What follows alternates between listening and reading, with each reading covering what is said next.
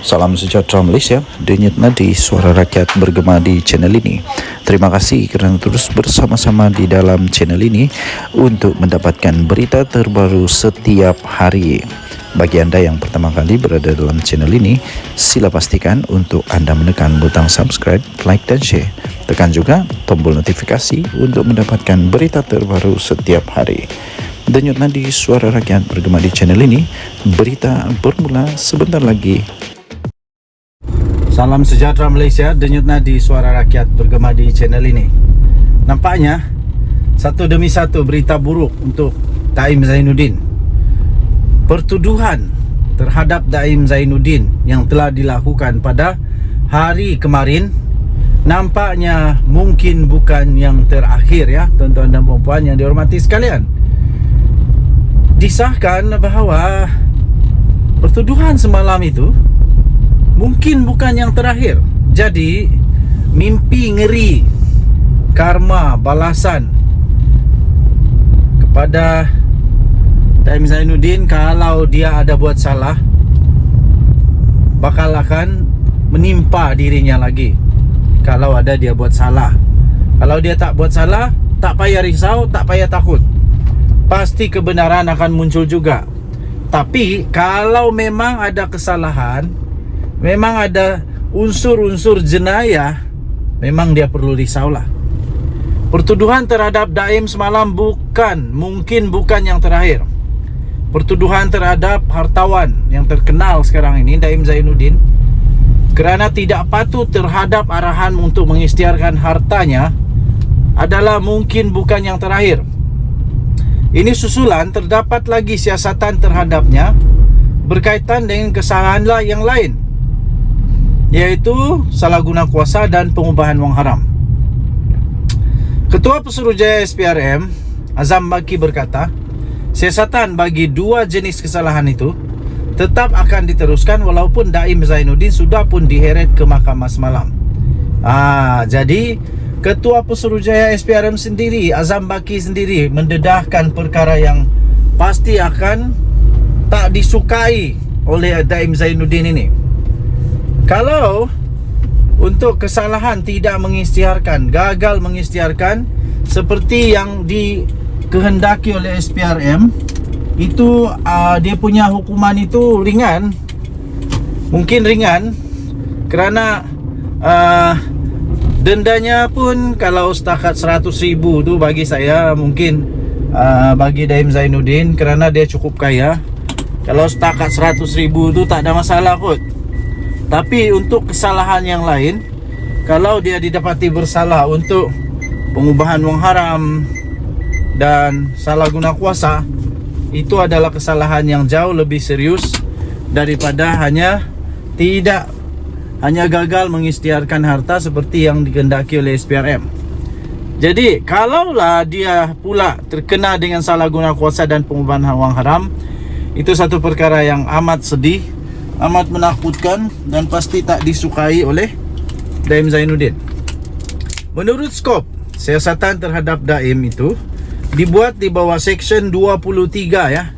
Seksyen 23 Akta SPRM 2009, iaitu salah guna kuasa untuk suapan, dan Seksyen 4/1 Akta Pencegahan Pengubahan wang haram, pencegahan pembiayaan keganasan dan hasil daripada aktiviti haram 2001, iaitu pengubahan wang haram.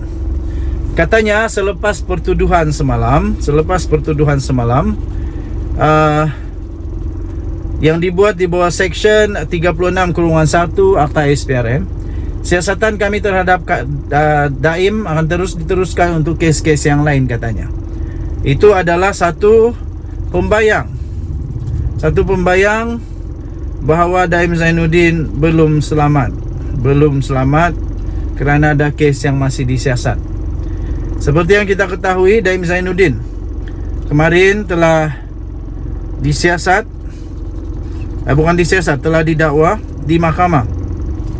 telah didakwa di mahkamah kerana kesalahan gagal mengisytiharkan harta beliau seperti yang dikehendaki oleh SPRM. Jadi untuk kali ini kemungkinan besar dia mungkin akan didakwa lagi sekiranya memang didapati ada unsur-unsur pengubahan wang haram atau rasuah atau salah guna kuasa di dalam kes yang seterusnya ataupun di dalam siasatan yang dilakukan oleh SPRM. Oke, so kita tunggulah apa yang keputusan seterusnya. Denyut Nadi Suara Rakyat bergema di channel ini. Jangan lupa untuk tekan butang subscribe, like dan share. Malaysia kita punya, cinta Malaysia aku, kita jaga kita. Kita jumpa lagi, bye-bye. Salam sejahtera Malaysia, Denyut Nadi Suara Rakyat bergema di channel ini. Akhirnya Kebawah Duli Yang Maha Mulia Seri Paduka Baginda yang di Pertuan Agong yang baru saja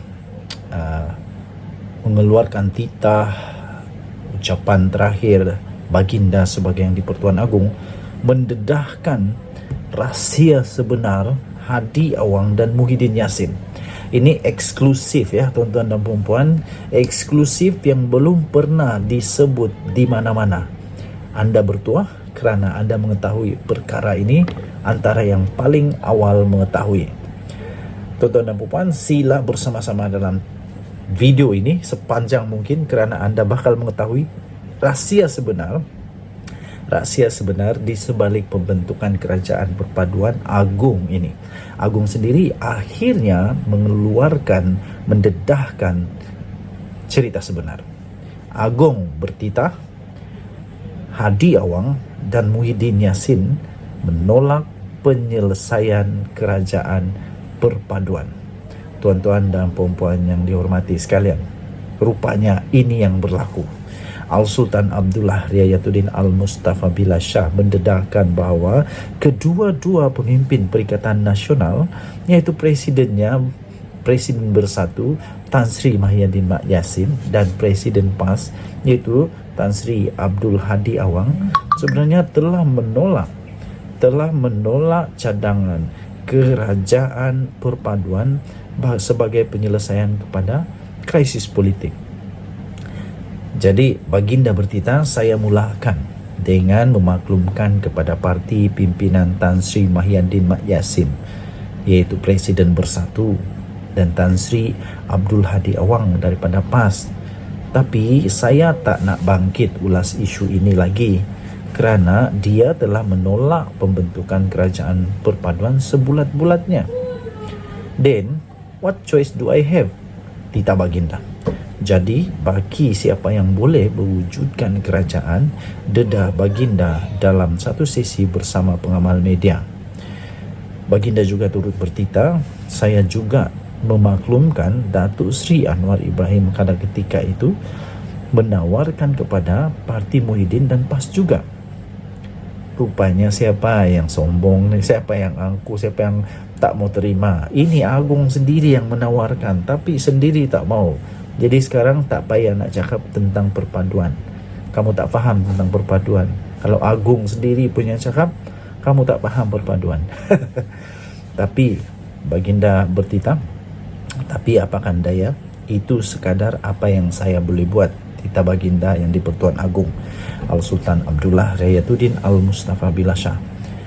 Selain itu, titah Baginda juga terpulang kepada kebijaksanaan pemimpin politik titah Al-Sultan Abdullah.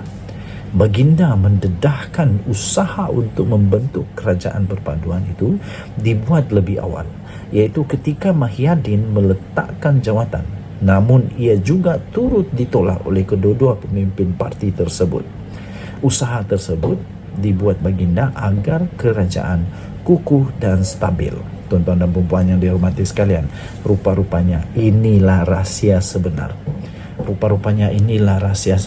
Jadi pada pendapat saya merafak sembah ke bawah duli yang maha mulia Seri Paduka Baginda yang di Pertuan Agong Al-Sultan Abdullah Riayatuddin Al-Mustafa Billah Shah. Patik merafak sembah, ampun tuan ku beribu-ribu ampun, sembah patik mohon diampun. Tuan-tuan dan puan yang dihormati sekalian, kalaulah kedua-dua pemimpin parti politik ini tidak boleh mendengar nasihat pendapat daripada Seri Paduka Baginda yang di Pertuan Agong untuk perpaduan negara Malaysia, Macam mana kita mau percaya bahwa mereka boleh memegang negara Malaysia, memastikan negara Malaysia punya perpaduan tetap dalam kesepatuan? Macam mana kita boleh percaya mereka dapat menjaga kemakmuran negara Malaysia? Macam mana kita boleh percaya bahawa mereka boleh menjadi kerajaan yang dapat memastikan kestabilan negara Malaysia, bukan saja politik. Sebenarnya bagi saya ya, tuan-tuan dan puan-puan yang dihormati sekalian, politik itu nomor 2. Nomor 1 perpaduan dulu. Tidak ada gunanya politik kuat tapi tidak ada perpaduan. Lebih baik perpaduan kuat, sebab bila ada perpaduan kuat, mestinya negara makmur, mestinya politik pun makmur, stabil dan sebagainya. Tapi bagaimana untuk kita menerima pemimpin yang seperti ini, yang di Pertuan Agong sendiri mendedahkan bahawa mereka menolak pembentukan kerajaan perpaduan sebulat-bulatnya? Kenapa tolak begitu mentah-mentah saja? Kenapa tak boleh bekerja sama dengan parti yang lain? Apa masalahnya? Sudah dibuktikan sekarang.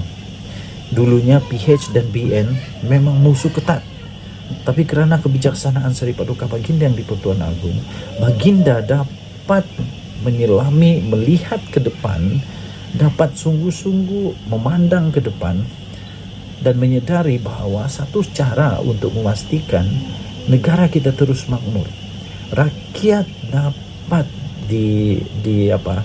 rakyat dapat ditolong, dibantu, ekonomi negara dipulihkan, hanya semata-mata dengan cara perpaduan itu harus dikekalkan. Kebuah Duli Yang Maha Mulia Seri Paduka Baginda yang di Pertuan Agong memang sudah mengetahui bahawa satu-satunya cara untuk menyelamatkan negara Malaysia dimulakan dulu dengan perpaduan. Akhirnya ada kestabilan politik. Buktinya sekarang nampaknya kerajaan perpaduan sekarang bukan semakin lemah, walaupun ramai kata semakin lemah, ramai kata bila-bila boleh tumbang. Hadi Awang baru berapa hari jadi pembangkang, dia dah kata boleh tumbang bila-bila masa. Kemudian ada langkah London lah, langkah Dubai lah, entah langkah Cokit lah, entah lama-lama ada langkah Bendul. Lama-lama ada banyak langkah lah. Tapi nampaknya langkah-langkah ini tak jalan, kerana terbukti Kebuah Duli Yang Maha Mulia Seri Paduka Baginda yang di Pertuan Agong membuat keputusan yang tepat. Buktinya semakin ramai MP daripada pembangkang yang menyatakan sokongan kepada Perdana Menteri Datuk Seri Anwar Ibrahim. Kita menantikan, dikabarkan, didakwa, dikatakan kemungkinan besar akan ada lagi sehingga 10 atau 13 orang, 10 hingga 13 orang dikatakan bakal akan menyokong kepimpinan Datuk Seri Anwar Ibrahim. Ditambah lagi dengan masalah bersatu sekarang ini yang makin parah, dikatakan sampai ada 2 kem Azmin dan kem Hamzah Zainuddin. Lepas itu ada pula Hamzah Zainuddin ambil alih presiden, tapi Azmin Ali nak menolak. Macam itulah cerita dia, tapi belum tentu kebenarannya lah. Kita dengar-dengar begitu dalam media dan sebagainya. Apapun, daulat tuanku, inilah sebenarnya yang berlaku. Baru kita tahu, terpulang kepada anda, kita berada di negara demokrasi. Mau terus sokong, silakan. Mau sokong kepada perpaduan, silakan. Saya secara pribadi, saya menyokong titah Kebuah Duli Yang Maha Mulia Seri Paduka Baginda yang di Pertuan Agong untuk mempertahankan perpaduan negara Malaysia. Kita jumpa lagi. Bye.